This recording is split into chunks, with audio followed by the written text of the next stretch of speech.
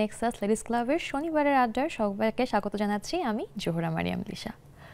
নারী মানেই সৃষ্টিশীল, নারী মানেই প্রকৃতি প্রদত্ত এক সৌন্দর্য। আর সবাই না বলে নারী মানেই নাকি নারীরা নাকি জন্মগতভাবেই সৃষ্টিশীলতা নিয়ে জন্মগ্রহণ করে। সত্যি কি তাই? আজ আমরা সেরকম একটা টপিক নিয়ে আড্ডা দেব। আজকে আমাদের আড্ডার টপিক হচ্ছে নারীর সৃষ্টিশীলতা। যারা এই আড্ডায় আমার সাথে যুক্ত হতে চান, আপনি দেশে বিদেশে যেখানেই থাকেন না কেন আপনার স্ক্রিনে দেওয়া জুম আইডি ও পাসওয়ার্ডের মাধ্যমে যুক্ত হয়ে যেতে পারবেন। আর বরাবরের মতোই 3 জন অতিথি আছেন আজকে আমার সাথে আড্ডা দেওয়ার জন্য। চলুন পরিচিত হইনি তাদের সাথে। শুরুতেই আমার সাথে আছেন এটিএন বাংলার নিউজ প্রেজেন্টার তানিয়া ইসলাম রাত্রি আপু। তারপরে আছেন বহুগুণে গুণান্বিতা ফ্যাশন ডিজাইনার, সঙ্গীত শিল্পী, চিত্রশিল্পী ও সমাজসেবী সুস্মিতা অধিকারী। আর তারপরে আছে আমার শনিবারের বন্ধু, আমাদের লাইফস্টাইল এক্সপার্ট রাহিমা সুলতানা রিতা আপা। আপনাদের 3 জনকে আমাদের আজকের আড্ডায় স্বাগত জানাচ্ছি এবং আমাদের আজকের আড্ডার টপিক হচ্ছে নারীর সৃষ্টিশীলতা। 3 জন সৃষ্টিশীল মানুষ আসলে আমার সামনে এখানে বসে আছেন। তো শুরুতেই আমি একটু ছোট্ট করে জানতে চাই প্রত্যেকের কাছেই যে যে ক্ষেত্রে আছেন, আপনাদের দুজনের কাছে আসলে যে ক্ষেত্রে আছেন সেই ক্ষেত্রে কিভাবে আসা হলো। তো প্রথমেই তানিয়া আপুর কাছেই আমি আসি। অ্যাকচুয়ালি আমি কোনো কিছু প্রি প্ল্যান করে করি না, মানে যখন যেটা মনে হয়েছে করেছি। তবে আমি আমার কাজে সবসময় ডেডিকেটেড ছিলাম, সব কাজে। তো নিউজ প্রেজেন্টেশন এখানেও আমি কখনো মানে ওইভাবেই করি নাই যে আমি ছোটবেলা থেকে যে নিউজ প্রেজেন্টার হব, এরকম কোনো স্বপ্ন ছিল না। কিন্তু কোনো এক সময় যখন মনে হলো যে আমার ফ্রেন্ড বান্ধবী আছে একজন, ও এক সময় বলল যে আমার সাথে ডিসকাস করার মধ্যে যে ও একটা প্রেজেন্টেশনের কোর্স করবে। তো আমি ওর সাথে গেলাম ওখানে। তো সাডেন ডিসিশন যে করে দেখি কি হয়, নিজের যোগ্যতাও বুঝতে পারবো। তো ওর সাথে কোর্স করতে গিয়ে যখন দেখলাম যে না একটু একটু ডে বাই ডে ইমপ্রুভ করছি, তখনই আসলে এটার পিছনে লাগা। And after 6 months I become a news presenter. বাহ, চমৎকার। নিউজ পড়ছেন, নিউজ প্রেজেন্টেশনে আপনার হুট করেই আসা এবং সেখান থেকে কত বছর হলো এটা? কত বছর ধরে? 2 বছর। 2 বছর, লম্বা একটা সময়। এবার আমি সুস্মিতা আপুর কাছে যাই। যেটা আমি প্রথমে বলেছি, বহুগুণে গুণান্বিতা, সঙ্গীত শিল্পী, আপনি একজন ফ্যাশন ডিজাইনার, সমাজসেবী, এত কিছু কিভাবে করা হয়? সবকিছু আসলে 10 হাতে সামলানোর মতো। যে আমাদের একটা কথা আছে যে নারীরা হচ্ছে 10 হাতে সামলাতে পারে। তো আমার ব্যাপারটা ওরকম হয়ে গিয়েছে যে আমি হচ্ছে 10 হাতে সামলাই। প্রথমে ফ্যাশন ডিজাইনে আসা ছোটবেলা থেকে স্বপ্ন ছিল যে আমি ফ্যাশন নিয়ে পড়বো। তো ওখান থেকে আসা। আর গানে হচ্ছে আমি 4 বছর বয়স থেকে গান গাই, একদম ছোটবেলা থেকেই। তো আমি ভাবিনি কখনো যে আমি আসলে গানের জগতের সাথে মিশতে পারবো। পড়তে পড়তে এক সময় দেখা গেল যে একটা রিয়েলিটি শো এসেছে, আমি ওখানে অ্যাটেন্ড করলাম এবং তারপরেই হচ্ছে সঙ্গীত জগতে আসা। আর করোনাকালীন সময় যখন আমি বাড়িতে ছিলাম, তখন সময়টা একদমই বোরিং ছিল, যার কারণে হচ্ছে আমি সময়টা কাটানোর জন্য কিছু সময়টা কাটানোর জন্য কিছু একটা করার চেষ্টা করছিলাম। তখনই আমি জানলাম যে আমাদের ওখানে একটা ফাউন্ডেশন আছে যেটার নাম হচ্ছে হাতেখড়ি ফাউন্ডেশন। তখন হচ্ছে আমার সমাজসেবার সাথে যুক্ত হওয়া। আচ্ছা, আর সেই সাথে ছবি আঁকাও তো চলছে। হ্যাঁ, ছবি আঁকা ফ্যাশন ডিজাইনার যেহেতু ছবি আঁকাটা আসলে একসাথেই চলে আসে। একসাথেই চলছে। এই যে 17 তারিখে আমার একটা অ্যাওয়ার্ড শো আছে যেখানে আমি চিত্রশিল্পী হিসেবে সম্মাননা পেয়েছি। আমার চিত্র প্রদর্শনী করা হবে। বাহ, চমৎকার। মানে আমরা খুবই গর্বিত একজন চিত্রশিল্পী যাকে সম্মাননা দেওয়া হচ্ছে, এরকম একজন মানুষকে আমরা আমাদের মাঝে পেয়েছি। তো এখন আমি চলে যাই আমাদের এক্সপার্টের কাছে। আমাদের এক্সপার্ট আমাদেরকে একটু বলবে যে নারীর সাথে সৃষ্টিশীলতার কি সম্পর্ক ওই যে আদিকাল থেকেই, নাকি আসলে এটা মানুষের মধ্যেই থাকে, নারীদের ভিতরে স্পেশাল কিছু না? আসলে দেখো, দেশ মাতৃকা বলে, দেশ মানে পিতা না, মা। এই যে নদীমাতৃক দেশ বলে, তো এই যে ন্যাচারের সাথে, প্রকৃতির সাথে কিন্তু নারীর সম্পর্ক না সম্পৃক্ত করা হয়েছে। তো নারীর মাঝে কিছু সৃজনশীল, সৃষ্টিশীল গুণ, এগুলো সে ইনবর্ন, এটা নিয়েই সে জন্মায়। হয়তো অনেকে প্রকাশ করার সুযোগ পায় বা অনেকে পায় না।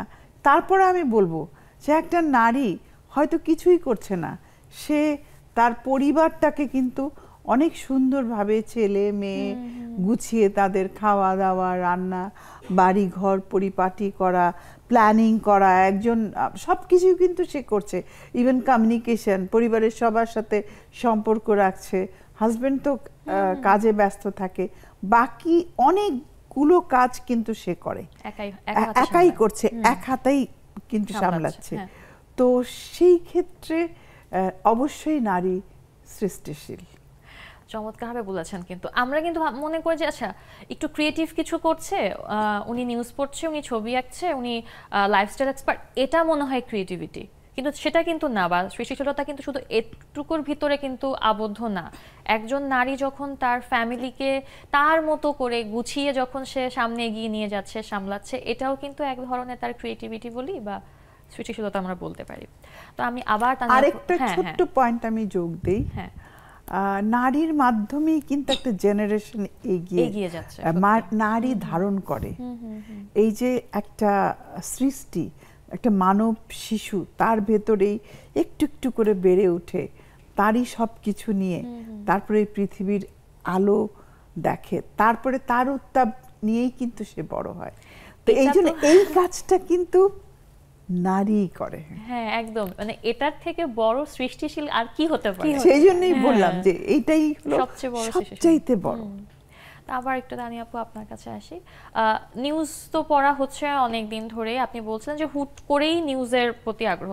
নিউজের বাইরে আর এমন কোনো কিছু কি আছে যেগুলো বাকিরা জানে না বা আমরা জানি না?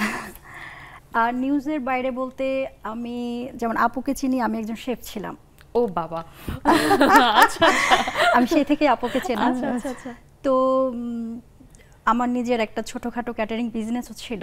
আচ্ছা, ওটাও বেসিক্যালি ছোটবেলা থেকে রান্না করতে খুব পছন্দ করতাম। তো আমার মেয়ে যেমন আমার হাতে রান্না ছাড়া সে পছন্দ করে না, খেতে পছন্দ করে না, বাইরের খাবার যতটা পারে অ্যাভয়েড করে, মা তুমি সবকিছু করে দাও। বাহ।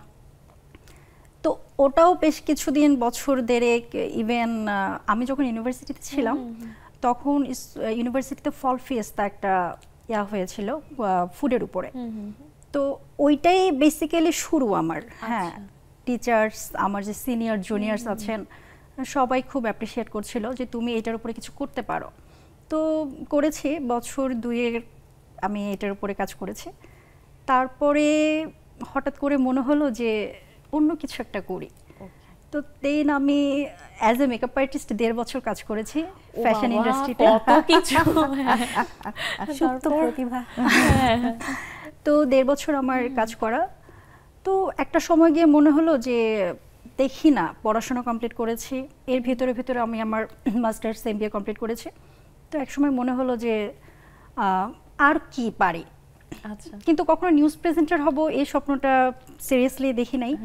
তো এখানে আমার ওই ফ্রেন্ডটাকে আমি বলি যে না, তোর জন্য আজকে আমার এখানে। সেও কি হয়েছে নিউজ না, ও পরবর্তীতে আর কন্টিনিউ করে না। এই যে কেমন ব্যাপারটা এরকমই হয় আসলে, যে ক্যাটালিস্ট হিসেবে কাজ করে অনেক সময় মানুষ আমাদের জীবনে। আমার কাছে অ্যাকচুয়ালি মনে হয় যে প্রত্যেকটা মানুষই কেউ যদি তার ডিটারমিনেশন আর ডেডিকেশনে একদম কি বলে 100% থাকে, তাহলে সে তার স্বপ্ন হোক, তার ইচ্ছা হোক, সে পূরণ করতে পারবে। মানে এটা আমি আমার নিজেকে দিয়ে দেখি। বাহ, চমৎকার। সুস্মিতা আপু, আপনার কাছে যাই। সমাজ সেবার কথা বলছিলেন, আমি জানি গত কয়েকদিন আপনি আসলে রাস্তায় ছিলেন এবং সম্মুখে থেকে আসলে আপনি কাজ করেছেন। কেমন লাগে এই অনুভূতিটা? কেমন আসলে? খুবই ভালো ছিল। যেহেতু আমাদের প্রথম দাবি ছিল যে সবার কোটা আন্দোলন, যেটা তো প্রথম দিন বুঝতে পারিনি যে পরবর্তীতেও কত ভয়ঙ্কর দিন আসবে, কিন্তু না বুঝেই হচ্ছে রাস্তায় নামা। তো তারপরে হচ্ছে এই ভয়ানক দিনগুলো দেখা, তারপর আজকের এই সময়। এই যে ভয়ানক দিনগুলো পার করে আমাদের মাঝে বসে আপনি হেসে হেসে বলছেন, আমি জানি ওই সময়টা আসলে এই হাসি কেন, এই আনন্দটা আসলে ছিল না, মানে আমরা তো বিশ্বাসও করতে পারিনি। প্রচন্ড কষ্টের ছিল। যখন হচ্ছে আমরা যখন হসপিটালে এসেছিলাম তখন কিছু স্টুডেন্টদের চোখে গুলি লেগেছিল, রাবার বুলেট যেটা। তো ওটা আমি কখনো মানুষের চোখ দিয়ে রক্ত পড়তে দেখিনি। তো তখন হয়েছে কি, নিজেও তো যতটুকু আমি জানি যে আপনি আহত হয়েছিলেন। আপনার কি হয়েছিল যদি একটু ছোট করে বলতেন? একটু লেগেছে, আর টিয়ার শেল যেটা ওটা মুখে লেগেছিল। একজন বিপ্লবী বসে আছে আমাদের সামনে। তারপর আমি আপনার কাছে আসি। আপনি শুরুতেই বলেছেন যে নারী মানেই সৃষ্টিশীল, নারী মানেই সবকিছু আমরা করি, নারী জন্মগতভাবে আসলে সৃষ্টিশীল। কিন্তু অনেক সময় দেখা যায়, আমি প্রতিটা আড্ডাতেই এই টপিকটা নিয়ে আসার চেষ্টা করি, কারণ অনেক সময় দেখা যায় যে আমরা মনে করি আমারকে দ্বারা কিছু হবে না। এই যে কিছু হবে না, এটা কেন মনে হয় বা কিভাবে এটা থেকে মানে উত্তরণ সম্ভব? আসলে এইটা নারীর কনফিডেন্সের অভাব, আর সবচেয়ে বড় জিনিস যে পরিবেশে সে বেড়ে ওঠে। দেখা গেল যে খুবই একটা রক্ষণশীল পরিবারের মধ্যে আছে, তো ডমিনেট মানে করছে হয়তো বাবা ভাইরা এরকম, তো সে সেখানে তার ভাষাটা সে কি চায় সেটাও বলতে পারে না, এরকম কিন্তু এখনো আছে, নাই যে তা না। তবে নারী কিন্তু প্রতিবাদী, এটা মাথায় রাখতে হবে। আর নারী চাইলে সব পারে, এই যে আমার পাশে বসে আছে। একদম তাই। আসলে একটা সময় আমরাও ইউনিভার্সিটিতে পড়েছি, ছাত্র ছিলাম। এখন তো ধরো মানে সে কি বলবো যে আরো ইয়াং হয়ে গেছে, এখন ওই সময়কার মানে এক্সপেরিয়েন্স এবং বয়স মানুষটাকে বলে যে বয়স কম রক্ত গরম, ওই জিনিসটা তো আর এখন অনেক কিছু ভাবতে হয়। ডাক দিলেই তার কিছু লাগতো না। ইভেন আমার মনে আছে যে 1/11 সময় যখন ওই যে এরশাদ সরকার ছিলেন, তখন আমরা রাস্তায় নেমেছি, তো সেই জন্য তখনও আমাদের ওইটাতে কোনো ইয়ে ছিল না। 91 সালের দিকে, 91 সালের দিকে তখনও আমরা একদম দল ধরে সবাই নেমে গেছি, তো বন্ধু বান্ধব আমরা যারা ছিল। তো আসলে এখন বিষয়টা বোঝার চেষ্টা করেছি, আর ওদেরকে একদম মন থেকে সাপোর্ট করা বা মন থেকে যেমন আমার মেয়ে অস্ট্রেলিয়া থেকে, সে তো রীতিমতো ওখান থেকেই পারলে মানে বিদেশ থেকে যে ওরা কাজটা করেছে, ওই দেশ থেকে জড়ো হয়ে একসাথে আসলে সব স্তর থেকেই সব জায়গা থেকেই আমরা চেষ্টা করেছি, বিধায় আজকের এই সময়টা আমরা এখানে বসে আছি বা দেখতে পাচ্ছি। এটা কিন্তু অনেক বড় একটা ব্যাপার। তবে একটা জিনিস আমার যেটা মনে হয়, আমি একজন অভিজ্ঞতার আলোকে আমি বলছি, যেমন আমি স্বাধীনতা যুদ্ধ দেখেছি। আমি কিন্তু সেই পাক আর্মি, তখন আমি ছোট, ক্লাস 4-এ পড়ি, আমি কিন্তু পাক আর্মিকেও দেখেছি, ওই সময়কার তাণ্ডবও দেখেছি, তারপরেও যা যা ঘটেছে সবই দেখেছি। তো আমার যেটা মনে হয়, অর্জন করার চাইতে ধরে রাখাটা অনেক বড় জিনিস। এটা কিন্তু যে আমরা অর্জন করেই খুশি হয়ে যাই, যে কোনো জিনিস, শুধু এইটা না, আমি আমার জীবনে যে কোনো কাজ, আমি এই যে কাজ করছি বর্তমানে, এই যে টানা সময় ধরে আমি কিন্তু নিজেকে ধরে রেখেছি কাজের মধ্যে। যেমন আমি ফুড নিয়ে কাজ করেছি, ফুডে ধরে রেখেছি। বাংলাদেশে আমি স্পার পায়োনিয়ার, স্পা, তারপরে আমি দিচ্ছি সেবা। আমার সবসময় মনে হয়েছে যে আমি এমন কিছু করব যেটা দিয়ে মানুষের কল্যাণে লাগবে। যেমন আয়ুর্বেদিক যে সেবাগুলো আমরা দিচ্ছি, এই যে আজকাল ডিমেনশিয়ার এত পেশেন্ট হয়ে গেছে, আমার কিন্তু প্রচুর ডিমেনশিয়ার পেশেন্ট আছে যাদের আমি করছি, মেন্টাল ট্রমাতে চলে যাচ্ছে, ব্যাক পেইন হচ্ছে, তারপরে নানান রকম তোমার সমস্যা যেগুলো হাতে পায়ে শরীরে, ডিটক্সিফিকেশন, এই জিনিসগুলো কিন্তু এই কাজগুলো আমি করে যাচ্ছি, প্লাস কাউন্সিলিংটা করে যাচ্ছি। তো একটা জিনিস যেটা যে আমার এই দীর্ঘ পথ চলা থেকে এবং অনেক কিছু দেখার অভিজ্ঞতা থেকে আমি যেটা বলবো যে অর্জনের চাইতে সাফল্য ধরে রাখাটা আসলে খুব কঠিন না, মানে এটা অনেক কঠিন, অনেক ত্যাগ লাগে, এখানেও কিন্তু অনেক ত্যাগ লাগে। আমাদের সামনের দিনগুলোতে আসলে ত্যাগ, আমি জানি না কতটুকু ত্যাগ আমাদের স্বীকার করতে হবে। এবং আপা যেটা বারবার বলছিলেন যে স্বাধীনতা বলি, অর্জন বলি, যেটাই বলি, সেটা আসলে পাওয়া সহজ, যদি কম্পারেটিভলি সহজ, কিন্তু ধরে রাখাটা অনেক কঠিন। এই আড্ডা আমরা ধরে রাখবো, তবে তার আগে একটা ব্রেক নেব।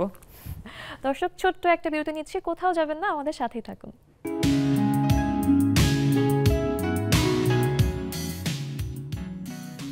ফিরে এলাম বিরতির পর নেক্সাস লেডিস ক্লাবের আড্ডায়। চলছে আমাদের আড্ডা, আর আজকে আড্ডার টপিক হচ্ছে নারীর সৃষ্টিশীলতা, যারা এই আড্ডায় যুক্ত হতে চান আপনার স্ক্রিনে দেওয়া জুম আইডি ও পাসওয়ার্ড দিয়ে যুক্ত হয়ে যেতে পারবেন।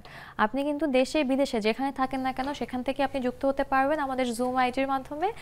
আর যুক্ত হওয়ার জন্য ছোট্ট একটা শর্ত পূরণ করতে হবে, সেটা হচ্ছে আপনাকে হতে হবে একজন নারী, কারণ এটা হচ্ছে আমাদের লেডিস ক্লাব। আমরা আড্ডা দিচ্ছিলাম, আমরা একজন সংবাদ পাঠিকা আমাদের মাঝে পেয়েছি। তার কাছে একটু জানতে চাই যে সংবাদ পড়তে পড়তে কি কখনো মনে হয় যে না আর পড়বো না, আর ভালো লাগছে না, এত গুরুগম্ভীর করে সবাই ক্যামেরার সামনে সেজে গুজে হাসি হাসি মুখ করে থাকে, আমি গুরুগম্ভীর হয়ে থাকি, এটা মনে হয়? এখনো মনে হয় নাই, আমার মনে হয় না এটা মনে হবে, কারণ এটাকে না আমি ওন করে নিয়েছি। বাহ। হ্যাঁ, আর একটা মানুষ যখন কোনো কিছু ওন করে নেয় সেটা মনে হয় না কখনো বিরক্তিকর বা এমন কিছু হয়।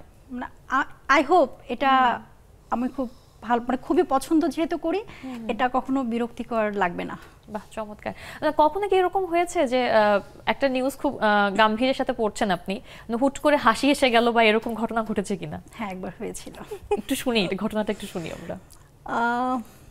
এটা তো আসলে আমাদের প্রতিনিয়ত সবসময় হয়ে থাকে, যে অনেক সময় আছে যে নিউজে এমন কিছু চলে আসে যে যেটা স্বাভাবিক খুব হাসি পায়, বাট ওইটা খুব গাম্ভীর্যের মাধ্যমে বলতে হয়। থাক, ঠিক আছে, আমরা যাই। আপু কিন্তু নিজে মনে করে হেসে নিচ্ছে যে কি নিয়ে কথা বলবে। তো আমরা তো অনেক হাসি আড্ডা দিলাম, আমরা অনেক কথা বললাম, তা আমাদের মাঝে কিন্তু একজন সঙ্গীত শিল্পী আছে, তো একটা গান শুনে নিই আমরা। সুস্মিতা আপু। ও তুমি আর আমি আর কেহ নই, এমন একটা যদি পৃথিবী হয়, মিলনের সুখে ভরে যাইব, যেখানে আছে শুধু সুখ আর সুখ, সেই সুখ আমাকে দিও, জেনে নিও তুমি আমার প্রাণের চেয়ে প্রিয়, তুমি আমার প্রাণের চেয়ে প্রিয়, যে প্রেম স্বর্গ থেকে সে জীবনে অমর হয়ে রয়, সেই প্রেম আমাকে দিও, জেনে নিও তুমি আমার প্রাণের চেয়ে প্রিয়, তুমি আমার প্রাণের চেয়ে প্রিয়। চমৎকার। আমরা চাই আমাদের নতুন দেশটাও এরকম প্রত্যেকের মনে মনে আসলে প্রেম চলে আসুক, সবাই সবাইকে ভালোবাসুক, হিন্দু মুসলিম বৌদ্ধ না, প্রত্যেকটা মানুষ এই যে যারা বাস করে এই দেশে সবাই হচ্ছে বাংলাদেশি, এটাই আমাদের প্রধান পরিচয় হোক। না, আমি একটা গানের অনুরোধ করব, আমরা এর পরে শুনতে চাই। আমি বাংলায় গান গাই। আচ্ছা, ওইটা আমরা অবশ্যই শুনবো। আপা, এবার একটু আবার আপনার কাছে আসি। আমরা কিন্তু ব্রেকে যাওয়ার আগে কথা বলছিলাম যে আমরা অনেক সময় কি বলে ওটাকে হতাশাগ্রস্ত হয়ে পড়ি, অনেক সময় আমরা জীবনের আশা হারিয়ে ফেলি, তো সেই ক্ষেত্রেও কিন্তু সৃষ্টিশীল কাজগুলো আমাদেরকে অনেক বেশি উজ্জীবিত করে, তাই না? অবশ্যই। আসলে প্রত্যেকটা মানুষই দেখা যায় যে যখন সে কোনো কাজ করবে চিন্তা করে, তার পথ চলাটা কিন্তু বিশেষ করে নারীর একবার যখন সে পিকে চলে যায় তখন কিন্তু সবাই তাকে বেশ বাহবা দেওয়ার মানুষের অভাব হয় না, কিন্তু তার শুরুটা বড় কঠিন। ওই শুরুটা যদি সে ধৈর্য ধরে নিজের নিষ্ঠার সাথে জ্ঞান, শ্রম, মেধা এগুলো দিয়ে সে যদি কাজটা করে যেতে পারে, অবশ্যই আমি মনে করি তার লক্ষ্যে সে পৌঁছতে পারবে। হতাশ হলে চলবে না। মানে আমাদের যেটা হয়, আমাদের অনেকের হয়তো একটা জিনিস শুরু করি, দেখা গেল যে আমি যেটা চাচ্ছি ঠিক সেভাবে হচ্ছে না, বাধা আসছে, এটা নিয়ে পরিবারের প্রবলেম হচ্ছে, তখন আমরা দূর ছাই, আর দরকার নাই, আর করব না। এরকম কিন্তু অনেক প্রতিভা আমি দেখেছি যে নষ্ট হয়ে গেছে, হারিয়ে গেছে। অনেক তাদেরকে আমি খুঁজেও পাই, অনেকে আমি গান গাইতেও দেখেছি, অনেক চমৎকার গান গাইতো আমাদের মধ্যেই, কিন্তু খুঁজেও পেলাম না। আর পরে একসময় আমাদের সাথে ইউনিভার্সিটিতে পড়তো, চমৎকার গান গাইতো, এখন কোথায় যে হারিয়ে গেছে জানি না। এই যে আপা বললেন যে বাধা, নারী হিসেবে বাধা কিন্তু অনেক বেশি থাকে। তো আপনারা যারা কাজ করছেন, আপনারা দুজন এখানে আছেন এবং দুজন, আমি বলবো দুটো কমিউনিটি আসলে প্রেজেন্ট করছেন, একজন সমাজ সেবা করছেন, একজন টেলিভিশনে নিউজ পড়ছেন। তো আপনাদের এই কাজের ক্ষেত্রে কখনো কি বাধার সম্মুখীন হয়েছেন? তানিয়া আপা, আপনি বলেন। ফ্যামিলি সত্যি বলতে বড় সাপোর্ট দিয়েছে। ফ্যামিলির সাপোর্ট না পেলে আজ আমি এখানে আসতাম না। আচ্ছা, একজন নারী হিসাবে প্রত্যেকেই মনে হয় প্রতিনিয়ত কিছু না কিছু বাধা বিপত্তি, আমাদের মনে হয় বাধা বিপত্তিগুলো হচ্ছে প্যাকেজে আসে, জন্মের সঙ্গে প্যাকেজে আমরা আসলে পাই। কারণ একজন নারী তো কেন সৃষ্টিশীলতা বলে, মানে আমার ব্যক্তিগত অভিমত, নারী প্রথমে ছোটবেলা থেকেই বাবার সংসার, তারপরে তাদের অনেক কিছু মেইনটেইন করে চলা লাগে। শ্বশুর বাড়িতে যখন বিয়ের পরে শ্বশুর বাড়িতে যায়, তখন সেখানে গিয়েও ওই ফ্যামিলিতে তার অনেক কিছু মেইনটেইন করতে হয়, মেইনটেইন করা লাগে। নারী মা হয়, একজন সন্তান জন্ম দেয়, মানে একজন নারীর জন্য মনে হয় এটা সবচেয়ে বড় অ্যাচিভমেন্ট।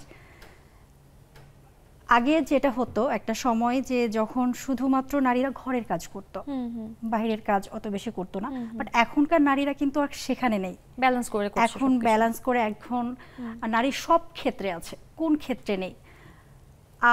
কিছুদিন আগেও আমার যতটুকু মনে হয় যে ফটোগ্রাফি, ফিল্ম ডিরেকশন, এগুলো কিন্তু পুরুষরাই দিত, পুরুষতান্ত্রিক একটা সেক্টর আমরা ভাবতাম যে ওখানে মেয়ে থাকবে না। আমি আজকে যেমন আসার সময় যেটা দেখলাম, ট্রাফিকে আমাদের যে ছাত্রছাত্রীরা, মানে ছাত্ররাই মূলত থাকার কথা ছিল, সেখানে অনেক ছাত্রীরা আছে। তো এটাই তো অনেক বড় একটা সৃষ্টিশীলতা, তাই না? সত্যি তাই। নারীরা এখন প্রত্যেকটা সেক্টরে আছে। নারী এখন পাইলট হচ্ছে, ডাক্তার, ইঞ্জিনিয়ার, সমাজসেবী।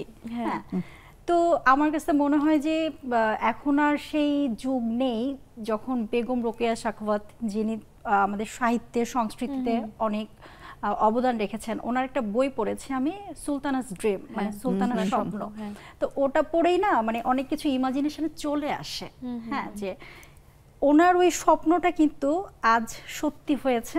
ইভেন এতটাই অগ্রসর হচ্ছে যে এখন পুরুষ নারী সমান তালে একসাথে এগিয়ে যাচ্ছে, ঘরে বাহিরে। আমি বলবো নারী বেশি এগিয়ে আছে, কারণ পুরুষের কাজ কি, পুরুষ না হয় দিন শেষে ঘরে ফিরছে, বাহিরেরটাই সে বেশি সামলাচ্ছে, কিন্তু একজন নারী কিন্তু একাধারে মা,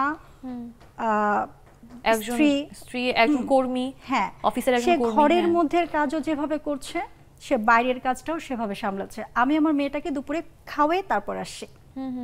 হ্যাঁ, তো ব্যাপারটা হচ্ছে বাবার, কিন্তু আমি ওইটাকেও অসম্মান করছি না, অবশ্যই তাদেরও ওইটুকু সাপোর্ট না থাকলে আজকে আমরা এখানে পৌঁছাইতে পারতাম। আসলে ব্যাপারটা হচ্ছে একটা সম্পর্কের ক্ষেত্রে বা বৈবাহিক সম্পর্কের ক্ষেত্রে আমি আরো কয়েকবার বলেছি আড্ডায় এই কথাটা, যে এটা এক ধরনের এগ্রিমেন্ট। দুইটা পার্টনার থাকবে, দুই পার্টনারের ভিতরে ব্যালেন্স করে চলতে পারলেই কিন্তু সামনে আগানো সম্ভব, জিনিসটা তখন ওয়ার্ক করে। তো এই প্রেক্ষিতে আমি একটু আমাদের সুস্মিতা আপুর কাছে আসি। সমাজসেবা করছেন, ফ্যাশন ডিজাইনার, এটা খুবই চ্যালেঞ্জিং একটা পেশা। তারপরে হচ্ছে গান গাইছেন, আপনি ছবি আঁকছেন। এত কিছু করতে যে বাধার সম্মুখীন কি কি ধরনের হয়েছে বা কি বাধা, কিভাবে উঠতে গিয়েছেন সেই বাধাগুলো? প্রথমত সমাজসেবায় যে বাধাটা এসেছে, আমাদের ফাউন্ডেশনটা হচ্ছে জেলেপল্লীর বঞ্চিত শিশুদের জীবনমান উন্নয়ন নিয়ে। আচ্ছা, তো ওটা প্রত্যন্ত অঞ্চল, একদমই নদীর পাড়ের যে অঞ্চলটা, ওখানে শিক্ষিত মানুষের সংখ্যা 1%ও মনে হয় না নেই, আছে। তো প্রথমত হচ্ছে আমাদের ওখানে গিয়ে বাড়ি বাড়ি গিয়ে বোঝাতে হতো যে বাচ্চাদেরকে স্কুলে পাঠাতে হবে, বা আমরা পাঠাগার করে দিয়েছি, ওখানে ওদেরকে একটু বই পড়ার সুযোগ করে দিতে হবে। তখন হচ্ছে ওনারা বলতো আপনারা কারা, আচ্ছা, আপনারা কারা, আপনারা কেন এসেছেন, আমাদের বাচ্চাদেরকে নিয়ে আমরা মাছ ধরতে যাব, তো আপনারা কেন আমাদের বাচ্চাদেরকে পড়াশোনার দিকে ঠেলে দিচ্ছেন। তো ওনাদেরকে বোঝাতে আমাদের প্রচন্ড বাধার একটা সম্মুখীন হতে হয়েছে। নারী হিসেবে কোনো আলাদা বাধা সম্মুখীন? হ্যাঁ, যে এটা হচ্ছে আমাদের সমাজ থেকে, যখন হচ্ছে বাড়ি থেকে বের হতাম ব্যাগ ট্যাগ নিয়ে, তখন হচ্ছে বাবা মাকে জিজ্ঞেস করতে যে আপনার মেয়ে কোথায় যায় এতগুলো ছেলের সাথে, আপনার মেয়ে কেন যায়। আচ্ছা, তো আমার বাবা মা টিচার, তো ওদের সাপোর্ট ছিল যে আমার মেয়ে যেখানেই যাচ্ছে ভালো কাজের জন্য যাচ্ছে। এটা আমাদের হেডেক, আপনাদের না ভাবলেও চলবে। আমার বাবা মা এভাবেই বলতো যে আমার মেয়ে যেখানেই যাচ্ছে ভালো কাজের জন্য যাচ্ছে, ও দেশের সেবা করার জন্যই যাচ্ছে, তো এটা আমরা বুঝে নেব। তো এভাবেই হচ্ছে প্রত্যেকটা বাধা উত্তরানো। আর ফ্যাশন ইন্ডাস্ট্রিতে আসার পর ওরকম কোনো বাধার সম্মুখীন এখনো হইনি, সামনে কি হবে জানি না, যদি কোনো বাধা আসে অবশ্যই আমি মানে সবারই চাও নতুন দেশে এটা আমাদের না, ফ্যাশন ডিজাইনটাতে আসলে বাধা এখন নাই। এই লাইনে কিন্তু মেয়েরা প্রচুর কাজ করছে, প্রচুর, মানে আমার দেখা মতে আমি মেয়েদেরকে অনেক বড় বড় ডিজাইনার হিসাবে আমি পেয়েছি। শুধু নট অনলি দ্যাট, গার্মেন্টসেও তারা এখন বিদেশি যে বায়ারদের কাছে ডিজাইনার হিসাবেও কিন্তু তারা কাজ করছে। সব ক্ষেত্রে আমরা নারীরা অনেকটাই এগিয়ে গিয়েছি, কিন্তু প্রত্যেকটা জায়গাতে যখন আমরা এগিয়ে যাই আমাদের কিন্তু ছোট্ট একটা কি করতে হয়, একটু থামতে হয়, তাই না? তো আমাদের আড্ডাটা একটু থামাতে হচ্ছে, কারণ আমাদের নিতে হবে একটা ব্রেক। দর্শক, ছোট্ট একটা বিরতি নিচ্ছি, কোথাও যাবেন না, আমাদের সাথেই থাকুন।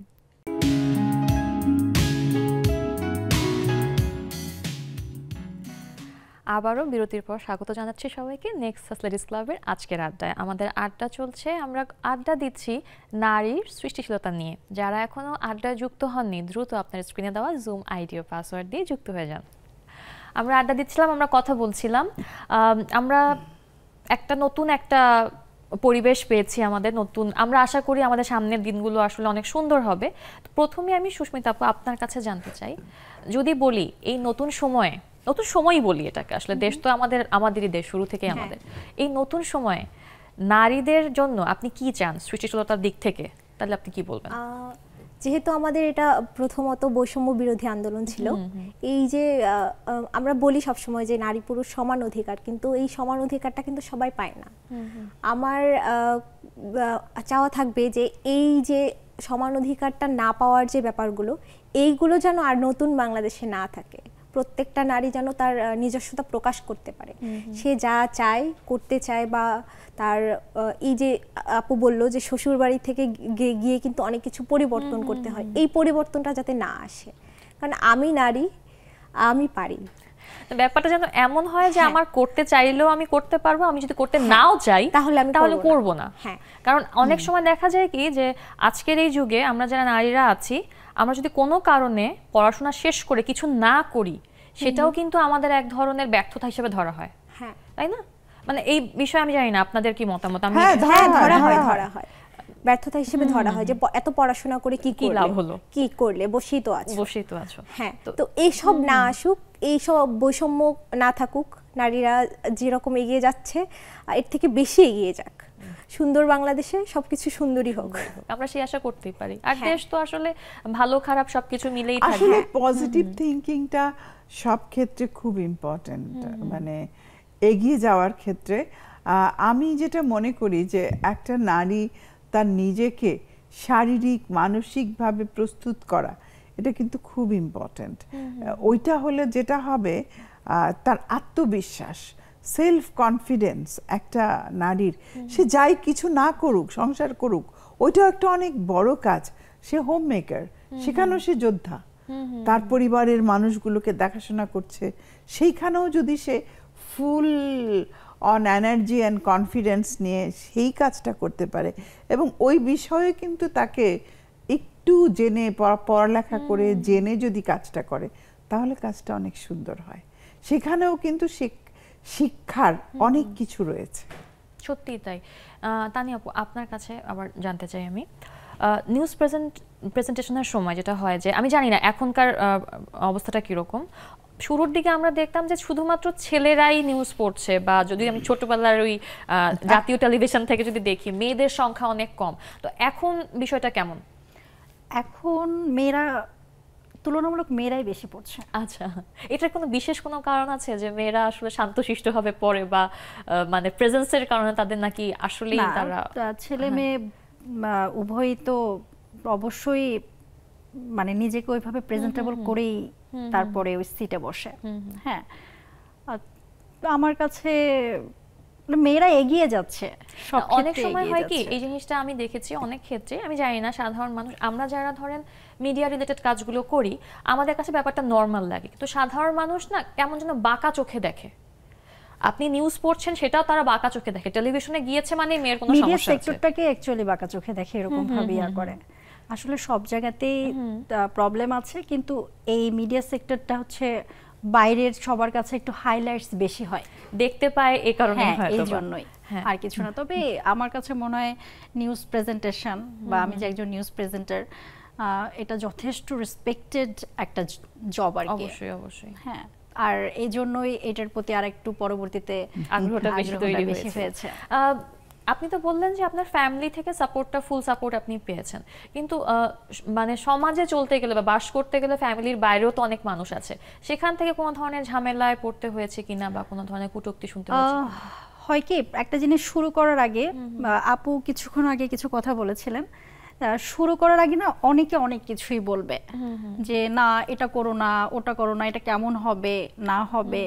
কিন্তু যেমন আমার যখন বেবি হয়, আমার বেবি হওয়ার পরে হচ্ছে আমি আমার গ্রাজুয়েশন কমপ্লিট করি, মাস্টার্স কমপ্লিট করি। তো তখন প্রথমে সবাই ওইভাবে রাজি হচ্ছিল না, থাক বেবি নিয়ে থাকো। ইভেন আমার এটাও মনে আছে যে একজন বলেছিল যে আমার মানে মেয়েকে যে আন্টি, মানে আমাকে আন্টি বলতে, এরকম কথা, যে মানে মেয়েটা কিছুদিন একটু বাইরে ছিল, মানে যেহেতু আমার কাছে তখন রাখতে পারি নাই, ও 6 মাসের মতন আমি গিয়ে দেখে আসতাম। প্রথমে এসে যখন আমার আফটার 5 ইয়ার্স আমি ইউনিভার্সিটিতে আবার ব্যাক করি, তো প্রথম দিকে কষ্ট হয়েছিল। তখন না অনেকেই অনেক কিছু বলেছে, বাচ্চা রেখে পড়াশোনা আবার কেন করছি। মানে আপনি এক জায়গায় থাকতেন, আপনার বাচ্চা আরেক জায়গায়? হ্যাঁ, অল্প কিছুদিনের জন্য। তো পরবর্তীতে প্রথমে ওইটা বললাম যে বাধার সম্মুখীনটা কিভাবে হয়, আমি আসলে একটা এক্সাম্পল দাঁড় করানোর জন্য বললাম। তো পরবর্তীতে কিন্তু কেউ আর ওটা মনে রাখে নাই। আমি আমার স্টাডি কমপ্লিট করেছি, ইভেন নিউজ প্রেজেন্টার এইখানেও অনেকে অনেক কিছু কি দরকার আছে। আপনার তখন 2 বছর ধরে আপনি নিউজ প্রেজেন্টার, তার মানে আপনার বেবি তখন আছে? হ্যাঁ। আচ্ছা, হ্যাঁ, মানে এটা আমি অনেক বছর আগের কথা বলছি। আচ্ছা আচ্ছা, 2014 ওই সময় কথা বলছি। তো ব্যাপারটা হচ্ছে যে কোনো কাজই আমি করি না কেন, হোক সে পড়ালেখা, হোক সে নিউজ প্রেজেন্টেশন বা এনি কাইন্ড অফ ক্যারিয়ার, তো সেখানে প্রথমে অনেকে অনেক কিছুই বলবে, না এটা করো না, এটা ভালো হবে না। হ্যাঁ, কিন্তু যদি কেউ ওই সব কিছুকে উতরে আসতে পারে, আশেপাশে সব কথাকে সবসময় কান দেওয়া উচিত না। এটাই সবচেয়ে বড় মন্ত্র হওয়া উচিত। সব কথায় কান দিলে আসলে কোনো কিছুতেই হবে না। তো যখন আমার সাকসেস আসবে, যখন আপনার সাকসেস আসবে, তখন কিন্তু না মানুষ ভুলে যায় যে কি সামনে, মানে পিছনের কথাগুলো সব ভুলে যায়। হ্যাঁ, আমি যখন প্রেজেন্ট মানে করছিলাম, অনেকে আমাকে বলছে এই তোমার 1 ইয়ার কবে হবে, এখনো হচ্ছে না কেন, মানে আমি এগুলো শুনেছি। হ্যাঁ, তো প্রথমে না একটু খারাপ লাগতো, কারণ বললেই তো আর হয়ে যায় না। তো আমাকে একজন বলেছিল যে যে যা বলে বলুক, তুমি যখন হয়ে যাবা তখন দেখবা না কেউ আর ওই কথাটা মনে রেখেছে, ওটা ভুলে যাবে। হ্যাঁ, তো এটাই হয়েছে আর কি। এটাই আসলে মাথায় রাখতে হবে আমাদের, যে বাধা বিপত্তি আসবে, কিন্তু আমি যদি বিশ্বাস করি এটা আমাকে দিয়ে সম্ভব বা আমি এটা করতে চাই, আমাদেরকে সেই বাধা বিপত্তিকে উপেক্ষা করে আসলে সামনে এগিয়ে যেতে হবে। আমি আবার সুস্মিতা আপুর কাছে আসি। সুস্মিতা আপু, আপনার সাথে আমরা কথা বলছিলাম ব্রেকে যাওয়ার আগে যে ফ্যাশন ডিজাইনিংয়ে এখন কি অবস্থা। তো যদি যারা ছোটরা আছে, যারা দেখছে এই মুহূর্তে, তারা যদি ফ্যাশন ডিজাইনার হতে চায়, আপনার কি সাজেশন থাকবে তাদের জন্য? আমি সব সময় সবাইকে ওয়েলকাম করব এই সেক্টরে, কারণ আগে যখন আমরা পড়তে এসেছিলাম তখন হচ্ছে আমার বাবাকে অনেকে কোশ্চেন করেছে যে কেন ফ্যাশন ডিজাইনে মেয়েকে পড়তে দিলে, কারণ ওই সেক্টর তো ভালো না যতদূর জানি এই ধরনের। কিন্তু আমি আসার পরে দেখলাম যে এই সেক্টরটা নর্মাল যে সাবজেক্টগুলো আছে এই সাবজেক্টগুলোর মতোই, শুধু আমাদের কাজ থাকে ক্রিয়েটিভ। আমরা ক্রিয়েটিভ কিছু তৈরি করি, সাস্টেনেবল ডিজাইনের কিছু থাকে যেগুলো আমরা পুরনো থেকে নতুন তৈরি করি। তো আমার মনে হয় না যে এই সেক্টরে কোনো খারাপ কিছু আছে যার জন্য হচ্ছে পড়তে দেওয়া যাবে না বা পড়া যাবে না এরকম কিছু। আমরা কিন্তু আমাদের নিজেদের দেশেও কিন্তু অনেক ক্রিয়েটিভ ডিজাইনারকে আমরা দেখতে পাই। যেমন আমি যদি বলি আমার ব্যক্তিগতভাবে যে মানুষটাকে আমার খুব বেশি পছন্দ, আমার থেকে বয়সে অনেক ছোট কিন্তু এত ক্রিয়েটিভ একটা মেয়ে, শরদিন্দু সুরভি। হ্যাঁ, সুরভিকে দেখলে আমার কাছে মনে হয় যে আমি যে কাজটা আমার এত বছরের জীবনে করতে পারিনি এই মেয়েটা 8 বছরে 10 বছরে করে দেখিয়েছে। ওর মতো ইন্সপিরেশন কিন্তু আমাদের সমাজে অনেক আছে, কিন্তু আমরা আসলে মনে হয় যেন পিক করতে পারি না ইন্সপিরেশনটা। আপনার কি মতামত? হ্যাঁ, কারণ অনেকেই ভয় পায় যে আমি একটা ব্র্যান্ড ওপেন করব, এটা চলবে কি চলবে না, এই ভয়টা মনের মধ্যে নিয়ে যদি কেউ কাজ শুরু করে তাহলে সে করতে পারবে না। কিন্তু যদি কনফিডেন্স থাকে যে হ্যাঁ আমি তো 4 বছর পরে এসেছি, আমি অনেক ডিজাইন করেছি, আমার ডিজাইনগুলো অবশ্যই চলবে, দেন হচ্ছে সে সুরভিও হতে পারবে আমার মনে হয়। আমারও একজন ডিজাইনার, আর যেমন আমি একটা লাস্ট সিজনে রিয়েলিটি শোতে ছিলাম অ্যাজ এ জাজ হিসাবে, তো তখন আমি পুরো রিয়েলিটি শোতে ওর ডিজাইন করা শাড়ি পরেছি, কাদম্বরী। আচ্ছা আচ্ছা, ওর ডিজাইনটা না একটু ভিন্ন, একটু ইউনিক একদম। আমি খুব দেশীয় জিনিস পছন্দ করি এবং ওর ম্যাটেরিয়ালগুলো কটন আর কাজগুলো একটু আলাদা ছিল, আমাদের দেশীয় ম্যাটেরিয়ালের উপরেই কাজ করতো, বেশিরভাগ কটনও ছিল, আবার এন্ডি সিল্ক, এন্ডি কটন, মাসলিন এগুলো নিয়ে কাজ করতো। তো ও আমাকে পুরো আমাদের প্রায় মনে হয় 30টা এপিসোড আমাদের ছিল শেয়ার রাঁধুনি ওই কম্পিটিশনে। তো ওখানে অ্যাজ এ জাজ হিসেবে আমি শুরু থেকে ওর কাপড় পরেছি, আমার খুব ভালো লেগেছে। আমার কালেকশনও আছে। আসলে তো আমাদের এখানে কিন্তু মানে অ্যাওয়ার্ড উইনিং একজন বসে আছে, তার অ্যাওয়ার্ড সম্পর্কে আমি জানবো, তবে তার আগে একটা ব্রেক নেব। দর্শক, আরো একটা বিরতি নিচ্ছি, কোথাও যাবেন না, আমাদের সাথেই থাকুন।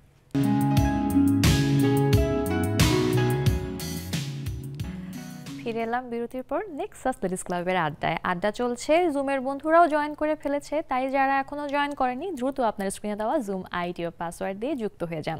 আর আপনি কিন্তু দেশ বিদেশ যেখানেই থাকেন না কেন সেখান থেকে যুক্ত হতে পারবেন। আমরা আছি ইউটিউবে, আমরা আছি ফেসবুকে, আমরা আছি টিভি চ্যানেলে। সো যে যেখান থেকে দেখছেন জুম আইডি ও পাসওয়ার্ড দিয়ে যুক্ত হয়ে যান আমাদের আজকের আড্ডায়। আমাদের মাঝে একজন অ্যাওয়ার্ড উইনিং কি বলে পার্টিসিপেন্ট আছেন আজকের আড্ডায়, সুস্মিতা আপু। যতটুকু আমি জানি আপনি আমাকে বলেছেন আপনি 6টার মতো অ্যাওয়ার্ড পেয়েছেন, তো একটু এই অ্যাওয়ার্ডগুলো সম্পর্কে জানতে চাই। আমাদের ফাউন্ডেশন থেকে, মানে আমার ওটা একার অর্জন না, প্রথম অ্যাওয়ার্ড ছিল জয় বাংলা ইউথ অ্যাওয়ার্ড 2020। আচ্ছা, তারপর হচ্ছে আমি 2022-এ ইন্সপায়ারিং ওমেন ভলান্টিয়ার অ্যাওয়ার্ড পেয়েছিলাম। তারপর 2023-এ দ্য ডেইলি স্টার বিটিআই স্টিলার ওমেন অ্যাওয়ার্ড। তারপর 2023-এই রাইজিং ইউথ অ্যাওয়ার্ড। আচ্ছা, আর টফি থেকে হচ্ছে একটা রিয়েলিটি শো করেছিলাম, ওখানে অ্যাজ এ সিঙ্গার হিসেবে আমি টপ 30 ছিলাম। এই মানে 2023 ছিল আপনার জন্য সবচেয়ে ভালো, ম্যাক্সিমাম অ্যাওয়ার্ড 2023-এ 22-23-এ। আমি একটু ছোট করে আপনার সংগঠন সম্পর্কে জানতে চাচ্ছি, যেটা আপনি বললেন যে জেলেদের ছেলে মেয়েদের নিয়ে আপনারা কাজ করেন, যদি একটু ছোট করে বলতেন। জেলে পুলিশ শিশুদের এডুকেশন থেকে যা কিছু ওরা জানে না ওগুলো হচ্ছে সবকিছু আমরা জানানোর চেষ্টা করি। যেমন সিজনাল ফ্রুটস যেগুলো ওরা কখনো দেখেনি বা চেনেনি, আমরা ওই উৎসবগুলো করি ওদের এলাকায় গিয়ে। সংগঠনের নামটা যদি আরেকবার একটু বলতেন। হাতেখড়ি ফাউন্ডেশন। হাতেখড়ি ফাউন্ডেশন, ওকে। তো প্রত্যেকটা হচ্ছে যে সময় দেখে দেখে আমরা হচ্ছে প্রত্যেকটা প্রোগ্রাম করি। যেমন বৃষ্টির সময় রঙিন ছাতা বিতরণ, তারপর হচ্ছে বিভিন্ন ধরনের গল্পের বই বা হচ্ছে শিক্ষামূলক বই, তারপর হচ্ছে সায়েন্স সম্পর্কে যারা জানে না ওদেরকে আমরা হচ্ছে ওগুলো দেখাই, কম্পিউটার চালানো শেখাই, ল্যাপটপ চালানো শেখাই। মানে একটা স্টুডেন্ট, মানে যদি বলি যে একটা সাধারণ বাচ্চা যে সুযোগ সুবিধাগুলো পায় সবকিছু ওদেরকে দেওয়ার চেষ্টা করি, শেখানোর চেষ্টা করি, দেখানোর চেষ্টা করি, যাতে ওরা স্কুলমুখী হয়, উদ্বুদ্ধ হয় যে স্কুলে যাব, পড়ব। আমাদের মানে লক্ষ্যই হচ্ছে যে এই এতগুলো জেলেপল্লী শিশুদের 200, 250, 300 এখন প্লাস হয়ে গেছে, যে এদের থেকে একটা বা দুইটা যদি ডক্টর বা ইঞ্জিনিয়ার হয় বা ভালো একটা পজিশনে যায়, ওটাই আমাদের পরম পাওয়া হবে।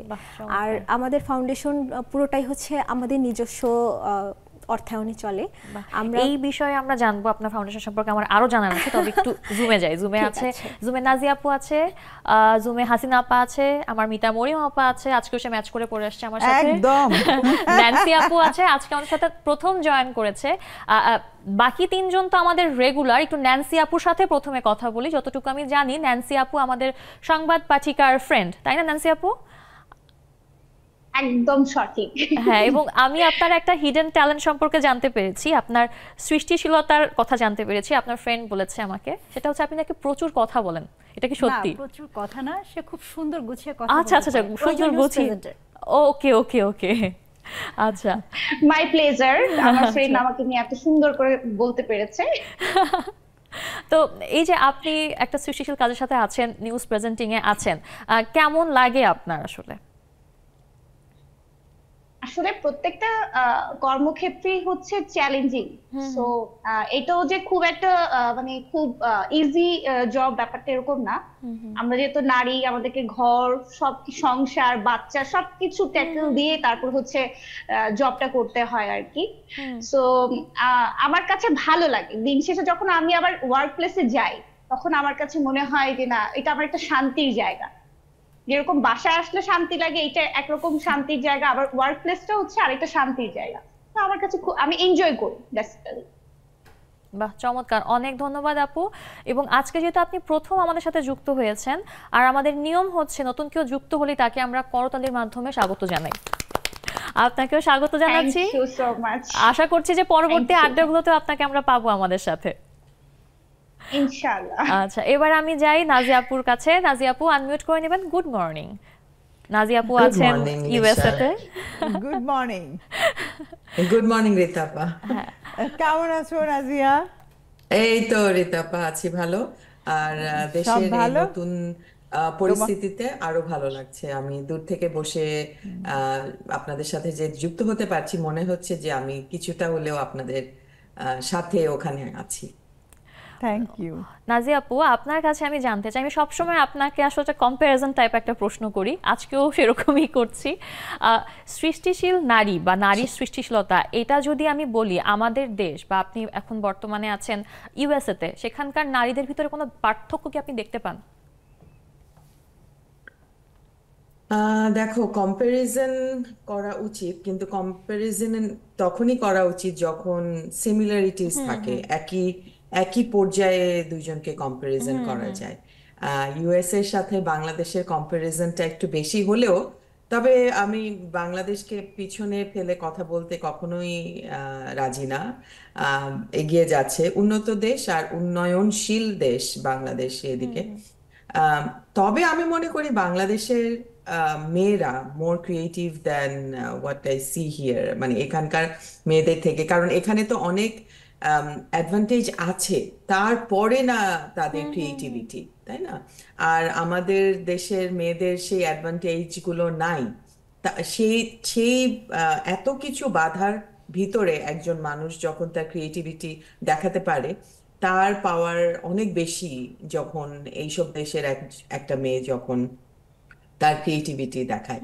আমি বাংলাদেশের মেয়েদেরকে অনেক আর স্পেশালি নতুন জেনারেশনের ছেলে বলো মেয়ে বলো, তারা অনেক অনেক বেশি ক্রিয়েটিভিটিটা কিন্তু অনেক হেভি একটা ওয়ার্ড, অনেক অনেক মিনিংফুল একটা শব্দ। শুধুমাত্র কাজে কর্মে যে তাকে দেখালেই ক্রিয়েটিভিটি হবে তা না, তার মানসিকতার পরিবর্তনও কিন্তু তার একটা ক্রিয়েটিভিটি। এই যে যুগের সাথে নিজেকে পরিবর্তন করছে, চিন্তাকে পরিবর্তন করে তার নিজের ভিতরে নতুন চিন্তাকে নিয়ে আসছে, সেটাও কিন্তু অনেক বড় একটা ক্রিয়েটিভিটি। ওভাবে চলাটাও ক্রিয়েটিভিটি। অনেক ধন্যবাদ নাজিয়া আপু। নাজিয়া আপু কিন্তু চমৎকার একটা কথা বলেছেন যে আমরা শুধু কাজে প্রকাশ করলে হবে না আমাদের ক্রিয়েটিভিটি, আমাদের ব্যবহারে বা আমরা কিভাবে চেঞ্জেসগুলোকে কিভাবে আমরা অ্যাকসেপ্ট করতে পারি, এই সবটাই কিন্তু আমাদের মানতে হবে। তো আমাদের মাঝখানে যিনি বসে আছেন তিনি হচ্ছেন আমাদের নতুন সময়ের একজন কি বলবো যোদ্ধা।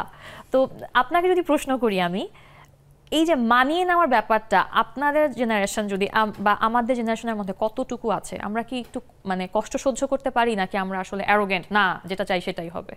না, আমরা মনে হয় কষ্ট সহ্য করতে পারি। আচ্ছা, হ্যাঁ, কারণ কষ্ট ধৈর্য যদি না থাকতো আজকে মনে হয় না আমরা এই জায়গায় পৌঁছাতে পারতাম। সবকিছু আমাদের মধ্যে আছে, আমরা সহ্য করতে পারি। অনেক চমৎকার বলেছেন। তো রীতা আপা, এটার এখানে একটা ডিবেট হয়ে যাক। আপনার কি মনে হয় যে ও যেটা বলল, উনি যেটা বললেন যে কষ্ট, এই জেনারেশন কষ্ট সহ্য করতে পারে, এবং আমি জানি যে আপনার মেয়ে দেশের বাইরে থাকে এবং আপনিও একটা জেনারেশন পার করে এসছেন, তো আপনার কি মনে হয় যে ডিফারেন্সটা কতটুকু? হ্যাঁ, আমার মনে হয় এই জেনারেশন, এটা খুবই স্বাভাবিক। আমরা এখন, আমি আমার কথা বলবো যে প্রত্যেকটা জেনারেশন কিন্তু একটা জেনারেশনের ত্যাগের পরে আরেকটা জেনারেশন এগিয়ে যায়। যেমন আমরা আজকে এই জায়গায় আছি বলে ওরা কিন্তু আজকে আমরা যে ত্যাগটা করেছি সেটার জন্য ওরাই সুবিধাটা ভোগ করে আজকে এই জায়গায় নিজেকে কিন্তু দাঁড় করিয়ে এইভাবে ধৈর্য সহ্য নিয়ে কথা বলতে পারছে। যুগে যুগে কিন্তু তাই হচ্ছে যে এক একটা জেনারেশন একটা জিনিস গড়ে যায়, বাকিটা কিন্তু তার পরের জেনারেশন টেনে নিয়ে যায়। এইটাই হলো পৃথিবীর নিয়ম। আমার একার কথা না, এটা সারা পৃথিবীতেই সব জায়গায়, সেটা মেয়েদের অবস্থান বলো, ছেলেদের অবস্থান বলো, মানে পুরো পরিবেশ বলো, রাজনৈতিক বলো, সব কিছুই কিন্তু তাই। উন্নয়ন বলো, উন্নয়নের ধাপে ধাপে মানুষ কিন্তু উন্নতি করে, এক লাফে কেউ কিন্তু গাছের চূড়াতে যেতে পারে না। একটা জেনারেশন স্টার্ট করে দিয়ে যায়, তারপরের জেনারেশন একটু করে, তারপরের জেনারেশন গিয়ে আরেকটু করে। সম্মিলিত প্রচেষ্টায় আসলে সবটা হয়। তো আপু, আপনি বলেন আপনার কি মতামত এই ক্ষেত্রে? যে আপু বললেন যে জেনারেশন টু জেনারেশন আসলে ভ্যারি করে এবং সবাই একসাথে কাজ করে নিয়ে এই পর্যায়ে আসে, এবং আপনার কি মনে হয় যে আসলে কি ডিফারেন্স আছে? মানে ওরা কি অনেক বেশি ফার্স্ট, যারা এখন যারা জেনারেশন আমরা যদি বলি জেন জি, এরা কি বেশি ফার্স্ট বা এরা কি বেশি ক্রিয়েটিভ আমাদের থেকে? আসলে যেমন এদের সময় বা আমাদের সময়, এখন মানে আমি আমাদের কথাই বলছি, যদিও মনে হয় আমি জেনজির মধ্যে পড়ি না, তারপরে না সেখানে আমি তাকে কিন্তু জেনজি হিসেবে দেখালাম, আমরা আমাদেরকে পড়ি না আর আমরা 90s কিডস। হ্যাঁ, আমরা জেন ওয়াই। আচ্ছা, তো আসলে এখনকার জেনারেশন যে ধরনের ফ্যাসিলিটিসগুলো পায়, আমাদের সময় কিন্তু এত ফ্যাসিলিটিস আমরা পাইনি। হ্যাঁ, তো তবে এই জেনারেশন অনেক কিছু ভুল প্রমাণ করেছে। যেমন আমাদের সময় মানে আমরা ভাবতাম যে এই জেনারেশনে ঘরে বসে ফেসবুক গালে উঠে খাওয়াই দেওয়া, হ্যাঁ মানে কিচ্ছু হবে না, বাইরের জগৎ সম্পর্কে ওইভাবে কোনো আইডিয়া রাখো না, সারাদিন শুধু ফোন ইন্টারনেট এইগুলাই করো। আমার মনে আছে আমি কিছুদিন আগে বা মাঝে মাঝে প্রায় বলি যে মুক্তিযুদ্ধটা যদি এখন হতো তাহলে এই দেশ কখনো স্বাধীন হতো না। সেটাই আমাদেরকে তারা ভুল প্রমাণ করে দিয়েছে, কিন্তু এরা আমাদেরকে ওইটা ভুল প্রমাণ করেছে যে না, এখন হলে মনে হয় আরো আগেই হয়ে যেত, 9 মাস। ওরা যে কি ভালোভাবে কাজ করে, আমি মুগ্ধ ওদের কাজে। আমি কালকে বের হইতে প্রতিদিন অফিসে যাই, ওরা যে কি সুন্দর করে ট্রাফিক কন্ট্রোল করছে, প্রত্যেকটা জায়গায় ওরা কন্ট্রোল করছে। ওরা আসলে আমাদেরকে ওরা সোনার ছেলে মেয়ে, আমি তো বলি স্বপ্ন দেখাচ্ছে যে বাংলাদেশ আমরা চাই, সেই বাংলাদেশ আমরা পাবো। ওরা এদের মধ্যে কিছু প্রবলেম আমার মনে হয়, সেই প্রবলেমটাই আমি জানবো, তবে তার আগে একটা ব্রেক নিব। দর্শক, আরো একটা ব্রেক নিচ্ছি, ব্রেকের পরে আমি জানবো যে জেন জির প্রবলেম আপুর কি মনে হয়। সুতরাং দ্রুতই আমাদের সাথে থাকুন, দ্রুতই ফিরে আসছি।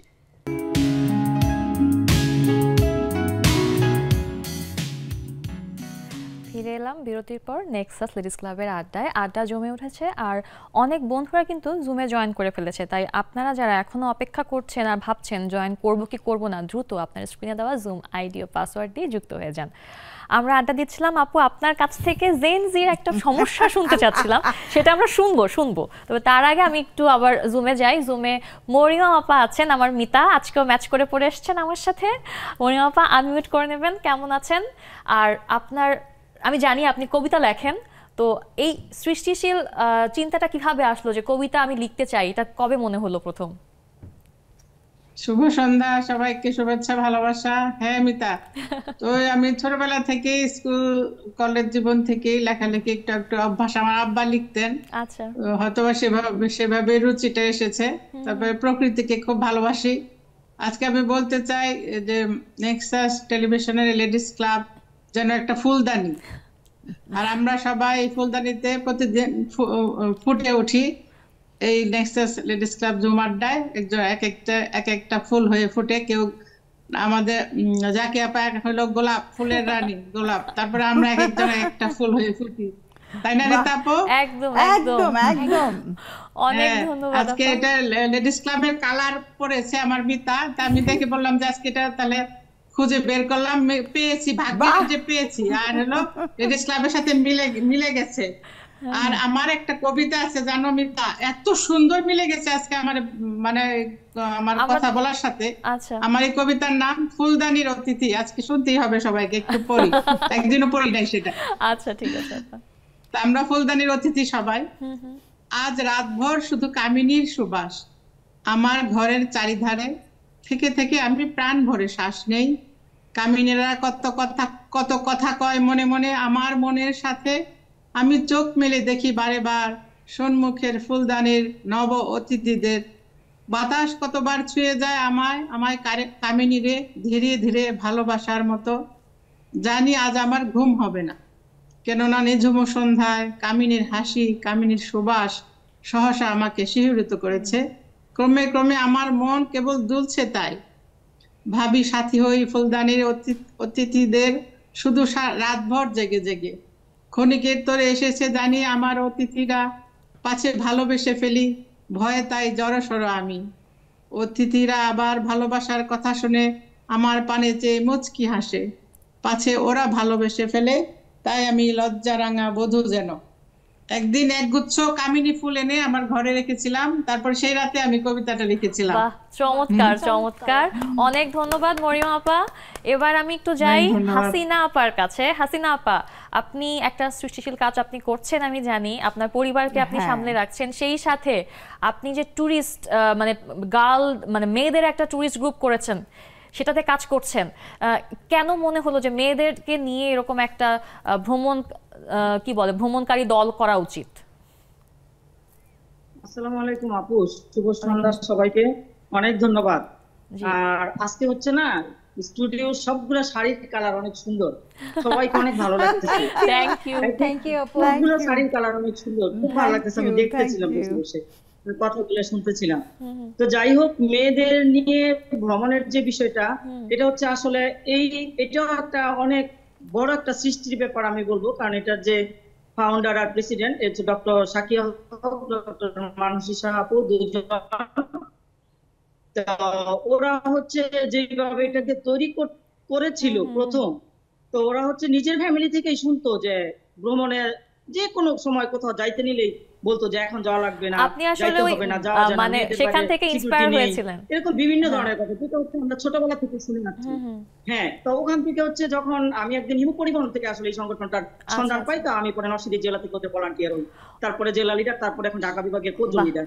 ওই যে ভ্রমণের বিষয়টা, ওদের থেকে যখন ভ্রমণের কাজগুলো দেখতেছি, দেখার পরে এত ইন্সপায়ার হয়েছি আমি যে কত নিশ্চিন্তে, কত স্বাধীনভাবে যখন খুশি চাইলেই জাস্ট একটু সচেতন যদি সবাই থাকে, একটু খেয়াল করে ফলো করে বাচ্চাদের, বিশেষ করে মেয়েদের, সেটা মা হইতে পারে, খালা হইতে পারে, বোন হইতে পারে, দাদি হইতে পারে, যে কোনো মেয়ে যে কোনো সময় নিশ্চিন্তে আমাদের ভ্রমণ কন্যার সাথে ঘুরতে যেতে পারে, এবং সেটা সারা মাস ভরে হয়। এই যে সৃষ্টিটা এবং আমরা চাই আসলে যে এরকম একটা সংগঠন আরো হোক, মেয়েরা আরো ভ্রমণে যাক, বাংলাদেশে এটা আসলে খুব দরকার। আশা করি সামনের দিনগুলোতে হবে। অনেক ধন্যবাদ হাসিনা আপা। এবার একটু মিষ্টি আপার কাছে যাই। মিষ্টি আপা আনমিউট করে নেবেন। মিষ্টি আপা, আপনার কাছে আমি জানতে চাই যে নারীর সৃষ্টিশীলতা তার পারিবারিক কাজে কি কখনো বাধা সৃষ্টি করে? ধন্যবাদ আপনাকে, সবাইকে শুভ সন্ধ্যা। নারীর সৃষ্টিশীলতা একটি প্রতিভা। আমি মনে করি প্রতিটি নারীরই সৃষ্টিশীলতার গুণ থাকে। সে রান্না করে যখন, প্রতিটি কাজে। আর বাধা তো নারীর চিরসঙ্গী, জন্ম থেকে মৃত্যু পর্যন্ত। আমরা কেউ স্বীকার করি আর না, বা সৃষ্টিশীলতা এমন একটি গুণ, সব বাধা সে নারী যদি চায় পেরিয়ে তার নির্দিষ্ট লক্ষ্যে পৌঁছাতে পারে। সৃষ্টিশীলতা একটা গুণ, এবং এটা আমাদের সব নারীদের আছে আমি বিশ্বাস করি, এবং সেই লক্ষ্যে আমরা এগিয়ে যাব। অনেক ধন্যবাদ আপা, অনেক ধন্যবাদ। এবার আমি একটু যাই ওবায়দা আপার কাছে। ওবায়দা আপা আনমিউট করে নেবেন। ওবায়দা আপা, যদি জিজ্ঞেস করি যে সৃষ্টিশীল কাজ বা ক্রিয়েটিভ কাজ বলতে আপনার কাছে আপনার প্রিয় কাজ কোনটা, তাহলে আপনি কি বলবেন? আসসালামু আলাইকুম আপু, আমি একটা কথা বলিনি, আমি এখন বাইরে আছি টাইলসের দোকানে, কিন্তু আমি শুধু তোমার সাথে দেখা করার জন্য আমি আজকে জয়েন করলাম। শুনলাম তুমি নাকি কালকে কানাডা চলে যাচ্ছ, খুব খারাপ লাগলো। তবে ভালো কাজের যে পড়াশোনা করতে যাচ্ছ, আমাদেরকে মনে রাখবে, তুমি আবার ফিরে আসবে, আমরা তোমাদের আবার তোমার কাছে যেন আমরা আসতে পারি। আর রিতা আপা, আপনারা ওই দুই আপাকে আসসালামু আলাইকুম, কেমন আছেন? প্রশ্নের উত্তরটা দেই আপু। সৃজনশীলতার কাজ বলতে এখন বর্তমানে আমার কাছে এই যে শব্দ হচ্ছে আমার গাছ, মানে আমার সৃজনশীলতা এখন আমার গাছ, সুন্দর সুন্দর কোনো কিছু ক্রিয়েটিভ কিছু গাছ তৈরি করা, এটাই আমার। অনেক ধন্যবাদ ওবায়দা আপা। এবার একটু খুকু আপার কাছে যাই। খুকু আপা আনমিউট করে নেবেন।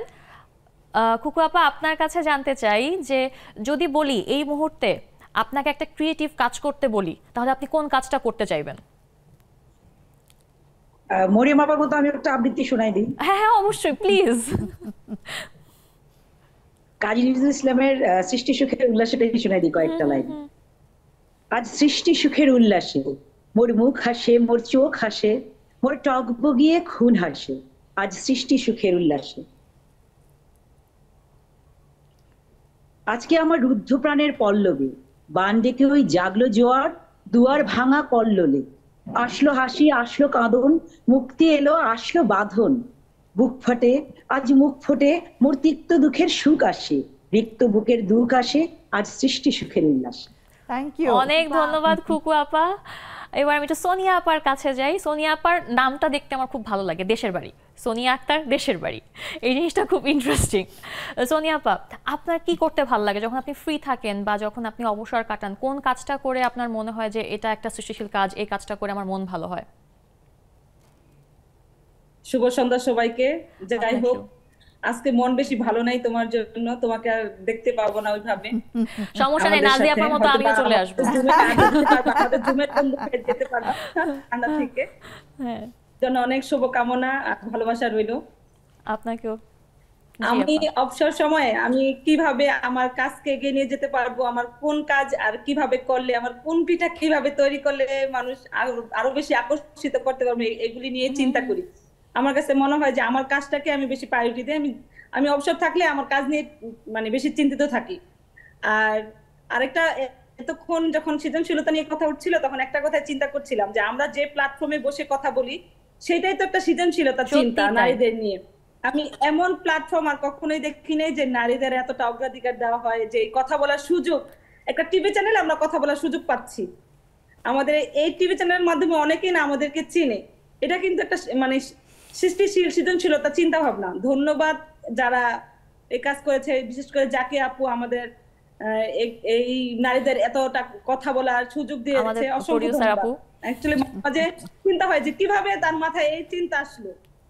সত্যি তাই। আমাদের অনেক ধন্যবাদ সোনিয়া আপা। আমাদের লেডিস ক্লাবের কিন্তু ৩৭,০০০ মানে ফলোয়ার মানে মেম্বার নিয়ে একটা ফেসবুক গ্রুপ আছে এবং এরা প্রত্যেকেই সেখানকার সদস্য এবং এই প্ল্যাটফর্মে নেই এমন কোনো প্রেশার মানুষ নেই, মানে মেয়েরা নেই, সব নারীদের জন্যই। তো সেই লেডিস ক্লাবের কিন্তু শুরু থেকেই আসলে ইচ্ছা ছিল বা এটাই আমাদের মটো যে আমরা নারীদেরকে এগিয়ে নিয়ে যাব, নারীদের সাথেই কথা বলবো, নারীদের স্বপ্নের কথা জানবো। আর এই স্বপ্নের কথা জানতে জানতেই আমার এখন আরেকটা ব্রেক নেওয়ার সময় হলো। প্রিয় দর্শক, নিয়ে নিচ্ছি ছোট্ট একটা বিরতি, কোথাও যাবেন না, আমাদের সাথেই থাকুন।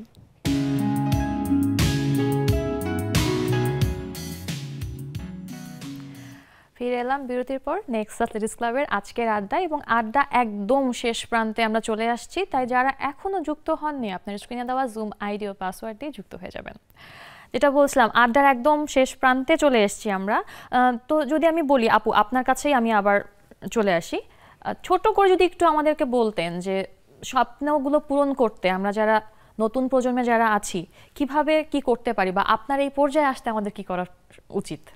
সবার আগে তার ডিটারমিনেশন ঠিক রাখতে হবে, প্রচেষ্টা চালিয়ে যেতে হবে, যে আমি একটা লক্ষ্য স্থির রাখতে হবে। ধৈর্যের উপরে কিছু নাই, কোনো কিছু না বললে আমার হয়ে যায় না। হ্যাঁ, সব কিছুর জন্য ধৈর্য ধরতে হয়। ওই পর্যন্ত যেতে অনেক বাধা বিপত্তি আসবে, সেই বাধা বিপত্তিগুলো অতিক্রম করে যেতে হবে। কে কি বললো সব কিছুতে কান দেওয়া যাবে না। তবে সবচেয়ে বেশি যে জিনিসটা দরকার সেটা হচ্ছে যে ইচ্ছা শক্তির সাথে চেষ্টা, শ্রমের উপরে কিছু নেই। এটার মিলবন্ধনেই আসলে জীবনে সাফল্য আসবে। এবার আমি সুস্মিতা আপু আপনার কাছে আসি, নতুন প্রজন্মের নতুন যোদ্ধা আমাদের। আপনার কাছে জানতে চাওয়া, নারী পুরুষ উভয়ের জন্য আপনি কেমন পরিবেশ চান বা কেমন দেশ চান? আমি বৈষম্যহীন দেশ চাচ্ছি, যেহেতু আমাদের আন্দোলন বৈষম্য বিরোধী ছিল। আর নারী পুরুষ বলতে আলাদা করে কিছু হবে এরকম কিছু চাই না। নারী পুরুষ সবাই দেশের নাগরিক, বাঙালি, এতটুকু পরিচয় হোক সবাই বাঙালি। কে নারী কে পুরুষ এটা আমরা না দেখি, বাঙালি বাংলাদেশি, বাঙালি বাংলাদেশি। রীতা আপা আপনার কাছে জানতে চাই, ছোট্ট করে যদি একটু একদম ছোট্ট করে বলছি, অ্যাজ এ হিউম্যান বিইং আমরা মানুষ, মানে এর মধ্যে কোনো বৈষম্য নাই। আর লাস্টে আমি মানে দুটো কথা বলতে চাই, মানুষ মানুষের জন্য, জীবন জীবনের জন্য একটু সহানুভূতি আমরা কি পেতে পারি না? অবশ্যই, এটাই সবচেয়ে বড় কথা। This is very important. প্রত্যেকের ভেতরে যদি এটা চলে আসে তাহলে এই এত প্রতিঘাত সংঘাত এগুলো হবে না। আমরা সবাই সুন্দর বৈষম্যহীন একটা বাংলাদেশের মধ্যে বাস করতে পারবো। চমৎকার বলেছেন। এবার আমি একটু জুমের বন্ধুদের কাছে যাই। আমাদের গানের পাখি রুমি আপা আছেন, রুমি আপা আনমিউট করে নেবেন। রুমি আপা, গান গাওয়ার পাশাপাশি আর কি করতে ভালো লাগে যদি ছোট্ট করে একটু বলতেন? ঘুরে বেড়াতে, গান গাইতে ভালো লাগে, ঘুরে বেড়াতে ভালো লাগে, অন্যের সাথে মিশতে ভালো লাগে, কারো কিছু মানে কারোর জন্য কিছু করতে ভালো লাগে। এই অনেক ধন্যবাদ। তারপরে আছেন ফাহমিদা আপা আছেন, ফাহমিদা আপা আনমিউট করে নেবেন।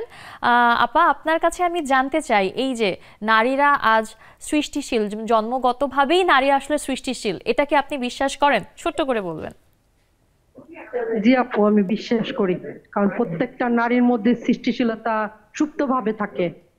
সেটা প্রত্যেকটা নারী ইচ্ছা করলে সেটাকে কিন্তু পরিস্ফুটিত করতে পারে এবং তার জীবনটাকে সুন্দর করে আগায় নিয়ে যেতে পারে। অনেক ধন্যবাদ আপা। এবার আমি যাচ্ছি রোমানা আপার কাছে। রোমানা আপা আনমিউট করে নেবেন। রোমানা আপা, সংসার সামলে নিজের যে পছন্দের কাজগুলো বা ক্রিয়েটিভ কাজগুলো এগুলো কি করার সময় পান? আপু, আমি সংসার সামলে নিজের কাজই করি। আমার আপনার সাথে আজকে আমার প্রথম কথা। আমি গতকালকে আপনাদের স্টুডিওতে ছিলাম। আচ্ছা। তো আমি কিন্তু একজন উদ্যোক্তা এবং আমি মাছ নিয়ে কাজ করি। তো আমার সংসার সামলে আমার এই উদ্যোগে প্রচুর সময় দেওয়া হয় এবং দিতে পারি আলহামদুলিল্লাহ। চমৎকার, অনেক ধন্যবাদ রোমানা আপা। এবার যাচ্ছি রুমা আপার কাছে। রুমা আপা আনমিউট করে নেবেন এবং পেছনে দেখতে পাচ্ছি আমাদেরকেই দেখা যাচ্ছে।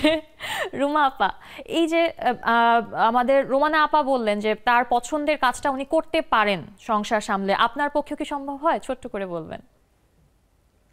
আসসালামু আলাইকুম, শুভ সন্ধ্যা। আপু তুমি চলে যাচ্ছ আগে বলিনি, খুব খারাপ লাগছে।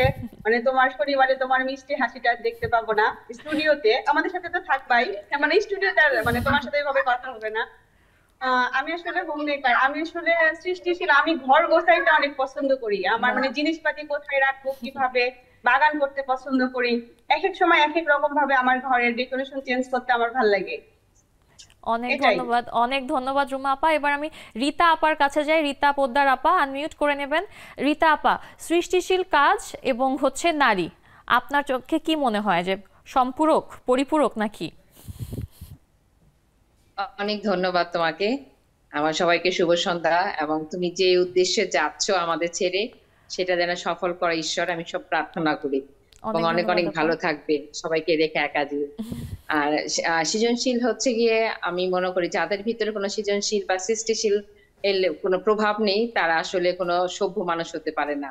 কারণ যত মারামারি অত্যাচার তারাই করতে পারে যাদের ভিতরে পশুত্ব বিরাজ করে।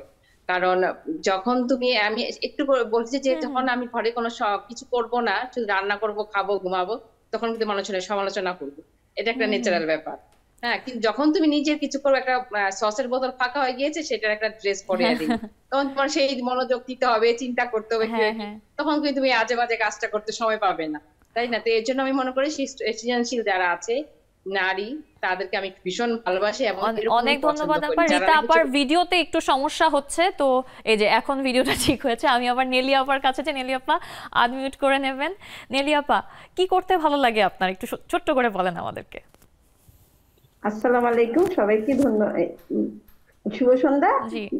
লিসা আপা চলে যাচ্ছেন নাকি? আপনার জন্য অনেক শুভকামনা। আপনাকে অনেক ধন্যবাদ আপা। জি, তো খুব মিস করবো আপনাকে। তো ভালো লাগে, যেমন হয়তো কাজের ফাঁকে একটু চাকরি করি, ওইটা ফাঁকে যখন একটু সময় পাই হয়তো ছাদে যাই, একটু সামান্য টুকটাক বাগান করেছি, ওগুলো একটু দেখাশোনা করি এই। আর সন্ধ্যাবেলায় তো আছেই, জুম্বাড্ডাতে বসে যাই, ওইটা এখন সবচেয়ে বড় অবসর সময়। ওটাতেই আগে বসে থাকি, চেষ্টা করি ওটাতেই বসার জন্য, ওটার জন্য অপেক্ষা করি এখন। অনেক ধন্যবাদ। এবার আমি যাচ্ছি ইভা আপার কাছে। ইভা আপা একটু আনমিউট করে নেবেন। ইভা আপা, এই যে স্টাডি রুমটা আছে, সংসার আছে, এর বাইরে আর কি করতে ভালো লাগে? এর বাইরে আসসালামু আলাইকুম। আর হচ্ছে প্রথমে আপনার জন্য কি বলবো, ভালো লাগতেছে, খারাপও লাগতেছে, ওইটা প্রকাশটাকে করে দিই, যেহেতু জুমে বসে জানতে পারলাম প্রথমে আপনার কথা। খুব ভালো লাগতেছে, খুব লাগতেছে দুটাই। তবে আমার ভালো লাগতেছে যে আপনাকে আমরা যেমন হচ্ছে একটু অফে যাওয়ার পর সবাই মিলে যখন কথাবার্তা বলি, তখন একটা ফ্রেন্ডলি, একটা ফ্যামিলির মতন হয়ে যে কথা বলি, তখন তো হয় মনে করেন ওই বিষয়ের টপিকের উপরে কথা বলতে হয় আমাদের। হ্যাঁ, সেই জন্য ওই আলাদা, আর ওইটা পাবো আমরা আনন্দ ভাবে আপনাকে, ওইটা হচ্ছে খুব আনন্দ। যাই হোক, আপনার উন্নতি সফলতা অবশ্যই কামনা করি, এই জন্যই যেতে হবে, ছেড়ে দিতে হবে। হ্যাঁ, তারপরে বলি পরিবারের ধরেন যেগুলো কাজ আমি করি সেগুলো তো সবাই জানে, আমি কিছু কিছু জানা, অনেকে আবার জানে না যে আমি আবার ম্যানেজমেন্টেও কাজ। সবকিছু ব্যালেন্স করেই নিচ্ছেন আপা। আমি সময় খুব স্বল্প, তাই আমি মিষ্টি আপার কাছে যাচ্ছি। মিষ্টি আপা আনমিউট করে নেবেন। মিষ্টি আপা, শারমিন ফারজানা মিষ্টি আপা আনমিউট করে নেবেন। হ্যাঁ, সরি, ফারহানা রহমান মিষ্টি আপু, সরি, ফারহানা রহমান মিষ্টি আপু। হ্যাঁ, আনমিউট করেছেন আপু, আপনি আনমিউট। হ্যাঁ আপু, আপনার কাছে আমি জানতে চাই যে দুটো মিষ্টি পরপর বসে আছে, এই কারণে আসলে কনফিউশনটা হয়েছে আমার। তো মিষ্টি আপু, এই যে আমরা এতক্ষণ ধরে নারীর সৃষ্টিশীলতা নিয়ে কথা বলছিলাম, আপনার কি মনে হয় যে এই সামনের দিনগুলো থেকে আমরা কি পারবো যেই সৃষ্টিশীল নারী আমরা দেখতে চাই, সেই নারী দেখতে কি পাবো আমরা? ছোট করে বলবেন। আসসালামু আলাইকুম, শুভ সন্ধ্যা, শুভ সময়। আর আপনাকে আমি একটু অভিনন্দন সবার মতো আমি বলছি, আমি শোক করছি না, আপনার জন্য অভিনন্দন জানাচ্ছি যে আমাদের যে সৃষ্টিশীল আপনার ভিতরে যেটা আছে, আপনি দেশের বাহিরে যে পড়াশোনা করে সেই সৃজনশীলতা আমাদের দেশে কাজে লাগাবেন, এই জন্য আপনাকে অভিনন্দন জানাচ্ছি। আচ্ছা, আর সৃষ্টিশীল সামনের যে দিনগুলোতে নিশ্চয়ই এবং অবশ্যই আজকের যে বাংলাদেশ যে পরিবর্তন আজ ছাত্র ছাত্রী দেশ জনতা দেখালো, এটি অবশ্যই আমাদের সামনের দিকে এগোবার একটি চিহ্ন বলে আমার কাছে মনে হয়। এবং সামনের দিকে অবশ্যই আমরা এগোবো, এটি আমি বিশ্বাস করি। অনেক ধন্যবাদ, অনেক ধন্যবাদ। আর এই সাথে আমি সবাইকে অনেক ধন্যবাদ জানাচ্ছি, এতজন আজকে আমার সাথে জুমে জয়েন করেছেন। আশা করি পরবর্তী দিনগুলোতেও আপনারা এভাবেই আমাদের এই আড্ডাটাকে মুখরিত করে রাখবেন। আপনাদেরকে অনেক ধন্যবাদ। আর যে 3 জন নারী আমার সামনে আজকে বসে আছেন, আপনাদেরকে অনেক ধন্যবাদ এটি চমৎকার একটি আড্ডায় আমাকে সঙ্গ দেওয়ার জন্য। আপনাকে অনেক ধন্যবাদ। তোমাকে অসংখ্য ধন্যবাদ এবং ভালোবাসা। Love you. Love you too আপা। প্রিয় দর্শক, এই ছিল আমাদের আজকের আড্ডা। আগামী আড্ডায় আবারও দেখা হবে। ততক্ষণ পর্যন্ত সবাই ভালো থাকবেন, সুন্দর থাকবেন, নেক্সাসের সাথেই থাকবেন।